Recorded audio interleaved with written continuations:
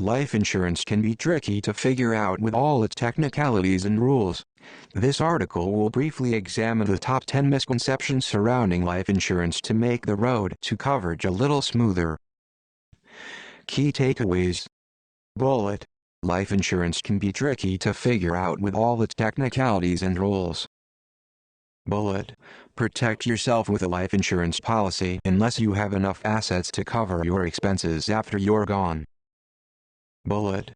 Even single people need life insurance to cover the costs like personal debts and medical and funeral bills. Bullet. Personal life insurance costs aren't deductible unless the policyholder is self-employed and the coverage is used as asset protection for the business owner. I don't need coverage because I'm single and don't have dependents.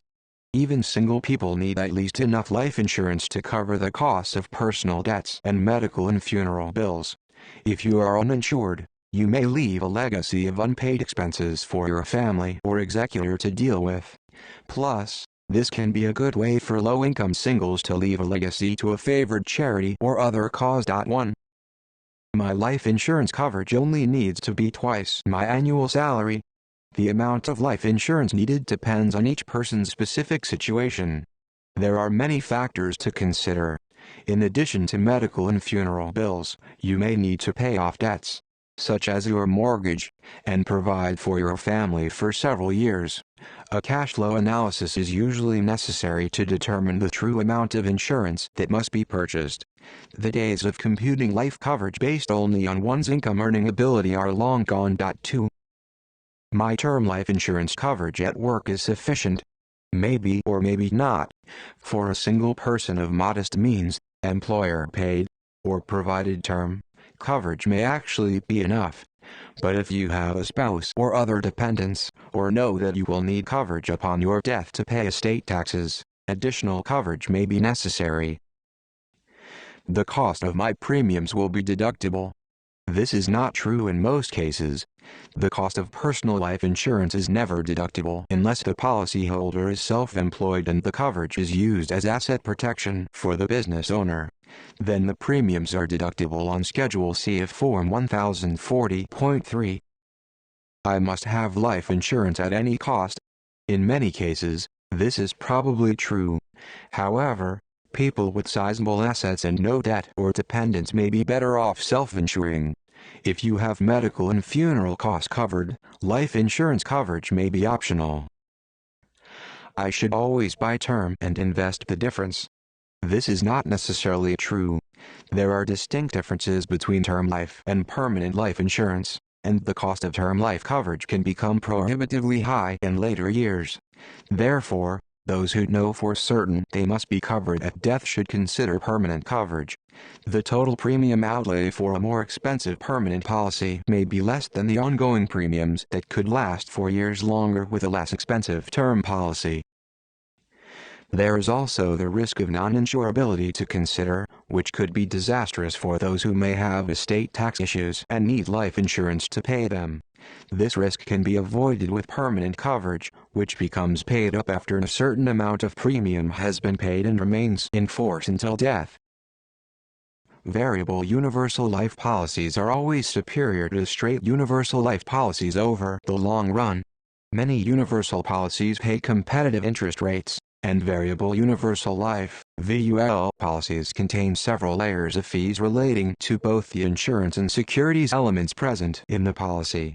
Therefore, if the variable subaccounts within the policy do not perform well, the variable policyholder may see a lower cash value than someone with a straight universal life policy. Poor market performance can even generate substantial cash calls inside variable policies that require additional premiums to be paid to keep the policy in force. Only breadwinners need life insurance coverage. Nonsense.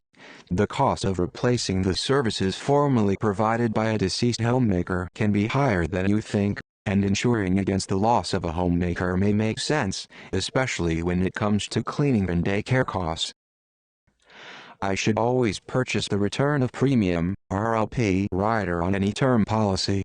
There are usually different levels of return of premium (RLP) riders available for policies that offer this feature. Many financial planners will tell you this rider is not cost-effective and should be avoided.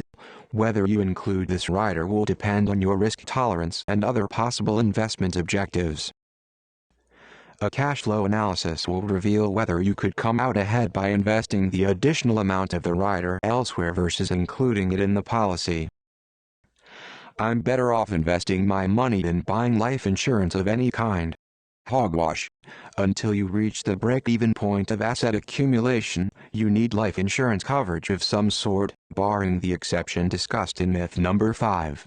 Once you amass $1 million of liquid assets, you can consider whether to discontinue, or at least reduce, your $1 million policy. But you take a big chance when you depend solely on your investments in the early years of your life, especially if you have dependents. If you die without coverage for them, there may be no other means of provision after the depletion of your current assets. What do I ask myself when thinking about buying life insurance? Do you have the assets to cover your expenses after you're gone? If not, you need a life insurance policy to cover them. Who probably doesn't need life insurance? If you have medical and funeral costs covered, life insurance coverage may be optional. Those with sizable assets and no debt or dependents may want to consider self-insuring. The bottom line: these are just some of the more prevalent misunderstandings concerning life insurance. The key is not to leave life insurance out of your budget unless you have enough assets to cover your expenses after you're gone. For more information, consult your life insurance agent or financial advisor, and be sure to do your research to determine which of the best life insurance companies is right for you. Compete risk-free with $100,000 in virtual cash. Put your trading skills to the test with our free stock simulator. Compete with thousands of Investopedia traders and trade your way to the top. Submit trades in a virtual environment before you start risking your own money. Practice trading strategies so that when you're ready to enter the real market, you've had the practice you need.